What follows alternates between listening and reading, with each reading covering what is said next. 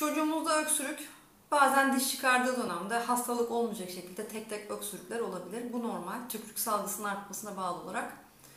Bazen doğumdan sonra bebeklerde hırıltı şikayeti doğumdan sonra hemen başlıyor. 8 ay 1 yaşa kadar devam ediyorsa bu da bir rahatsızlık değil. Bizim boynumuzda kıkırdak yapılar var, sert, kemiksi. Bu yapılar sert olduğu için biz nefes alıp verdiğimizde açılıp kapanmaz ve bize hırıltı yapmaz. Bazı bebekte ise bu boyundaki kıkırdak yapılar yumuşak kalıyor, essi kalıyor. Hastalık mı? Değil. Çocuk her nefes alıp verdiğinde açılıp kapanıyor ve siz bunu hırıltı olarak duyuyorsunuz. Bu hırıltıya hiçbir şey yapmanıza gerek yok. Burun damlası kullanmanıza gerek yok. Bunun normal olduğunu biliyorsunuz.